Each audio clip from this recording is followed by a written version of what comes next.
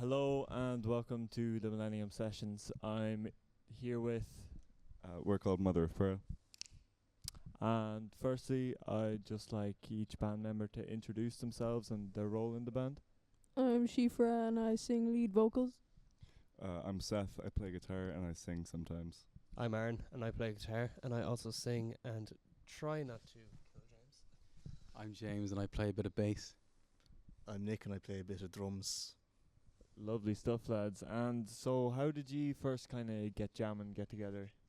It kind of started over the summer where me, Nick and Aaron met up to jam over a few covers of bands like Nothing and Adorer. And we were kind of in places where we weren't very happy with other projects that we were in, and we just felt like we could push ourselves a bit more. And when we started jamming acoustically over the summer in my flat, we thought that it would sound better to have a full band for these songs. So we went through a cycle of members until we kind of landed having James on bass and then with Shifra joining as our lead vocalist in October after our first vocalist left. So this has been in the works basically since last summer. You've been working a few months at it, it seems, at least. Since around July anyways. Around July. So yeah, and you are a hardcore adjacent shoegaze band. Did I get that right? It's post-hardcore. Oh, right, I suppose sorry, yeah, that's whatever you want to call it. It's all just noise at the end of the day. And you were mentioning some covers of bands you were doing, Adore and Nothing. Nothing. Would they kind of be some of your main influences, or is it more of like a mishmash of like different influences? I think they would definitely be an influence for what we're writing now. But I think the overall influence of the band is coming from a bit of a mix. So you've bands like Basement, Super Heaven, Sonic Youth, My Bloody Valentine. There's loads. A lot of Trauma Ray as well. Yeah, too many bands to mention. Too I'm many. sure. But I know that a lot of you have had previous experience within like playing music in bands and stuff, and kind of that experience from playing in those different bands or solo acts. Do you think that helps kind of make Mother of Pearl like a more coherent and stronger band? I'd say so, because we all kind of come from different backgrounds. Like James would definitely be more of a funk player than a kind of shoegaze bass Ooh. player. And like I came from a kind of like hardcore punk background with bands like 50 Foot Woman and Vacuity, and then like Finches would be a bit more shoegazy. A bit more indie sleeve shoegaze Yeah. sort of vibe. And you also had a project as just Hula? was Yeah. it? Yeah. Yeah, still working on that. Still working on Yeah, that. few Still little going. Good to things, yeah. hear. And then Shifra, there was another band that you're currently. Yeah, it's just before I came here in Galway I did a just busking band with two of my friends, but one of them has since moved to Sweden, so we're on a hiatus at the I moment. see. Yeah, So unless big reunion tour. in unless a big Sweden. reunion tour, but yeah, so this is my first experience being in like a proper band where we're not just doing it for like fun. Well, we are doing it for fun, but like they all know the direction they want to go in, and I've never experienced that before, so I'm kind of being molded Yeah. into So a monster. They've created a monster. so then you're not all from Limerick, are you? No, Or we're not. No, We actually have quite a mix. Quite a mix. It's brilliant. from all all over the counties, country. all Yeah. cultures. All over the continent. Well, I guess so. We've Yeah, got if you want to go back a Galway. few generations. We've got Limerick, we've got Mayo, we've got Limerick, and we've got Tip. Unfortunately, And That's Greece. a mix and a half. yeah, that's the response I always get. Is that Yeah. why you were late today? But yeah, unfortunately. But just on that note as well, brilliant performance today, lads. Thank you. I Thanks a million. really, Thank you. I was, I'd heard that Mother of Pearl were a very good band. I've obviously been doing loads in terms of gigs, and you have a gig coming up as well. Thursday. That's right. It's a Palestine event that we're organising. It's free entry. It's all donation based. Instead of us giving the money to Red Cross or an organisation that would buy supplies for Palestine, which in the past those organisations have been stopped at the border going into Gaza, we actually know a woman in Limerick who has family in Gaza. So the money goes directly to her, and then she will send that money to her family who are still in Gaza. So There's bands like Bees and Sawdust, Rua, Sweets, and then there's DJs downstairs. There's Godwin, Little Pinner, and some other guy, some lame name. Can't really remember it anyways. yes, Mr. Crowman. But anyway, but yeah, it's a great cause, and it's great to see so many bands, especially in the Limerick scene and kind of Dublin scenes, Cork, all over the country, basically doing these big kind of Palestine gigs and gigs in aid of charity and stuff. And it's just fair play, lads.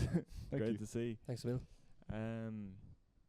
But yeah, on that, I just wanted to talk maybe a little bit about the music scene in Ireland right now and how you feel about kind of what's currently coming out of Ireland, because there's a lot of talk about like, oh, Fontaines or other bands who have already a big name kind of and a big buzz around the place, but you've had experience locally from like the ground up in these scenes, and just kind of get your opinion on the state of it. Like, I think Ireland is in one of the best positions it's ever been musically, especially with up and coming artists.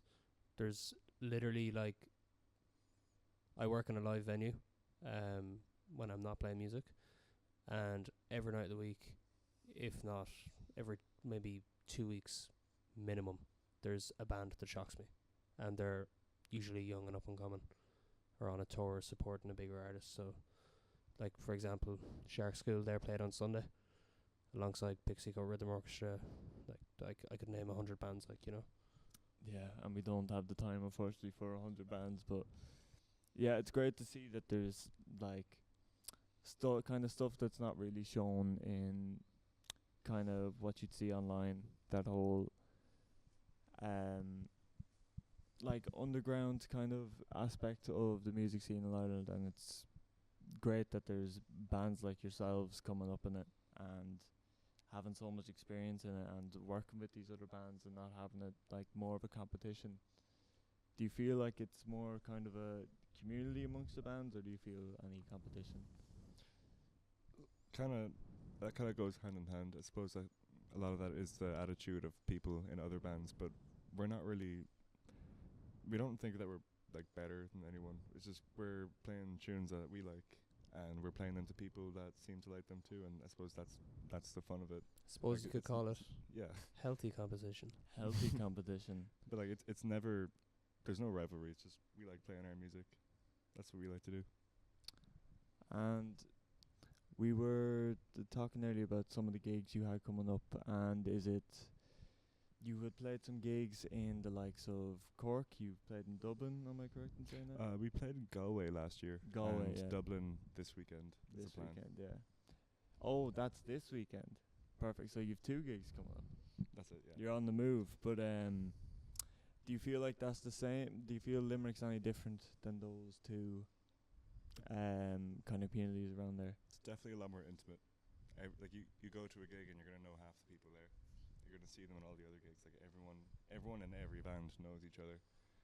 Also, like whenever like a different band comes into town, you're gonna see the same heads there too. There is, though, like, there's such a community in Limerick, like, musically. Like, I feel like every band kind of gets behind each other, every singer-songwriter gets behind each other. I just feel like it's not a very cliquey environment whatsoever, and I feel like it's a really nice, positive place for people who are starting out in bands, etc., because everyone seems to be getting behind them. Such a lovely thing to hear about Limerick as well. That's just, I don't know, you hear a lot about maybe other places, I won't name names. Tip. But but do you hear a lot about other places that might be more cliquey and stuff like that, and it's just lovely to hear that Limerick is just not one of those places. And I suppose there can be times where it would be, but from the majority of what I'm hearing from your experiences, it's not the case. It's been good to us. That's Yeah. fair. It's been pretty good to us. Yeah, you better be good to it, man. But I guess just kind of what's next for Mother of Pearl. Do you have any? Also, before sorry I asked that question. Where does Mother of Pearl come from? Oh, that's from SpongeBob. From SpongeBob. Yeah, whenever Mr. Krabs is like really, really stressed out, he screams, I've learned I've learned my lesson from doing Do it. bad impressions in interviews.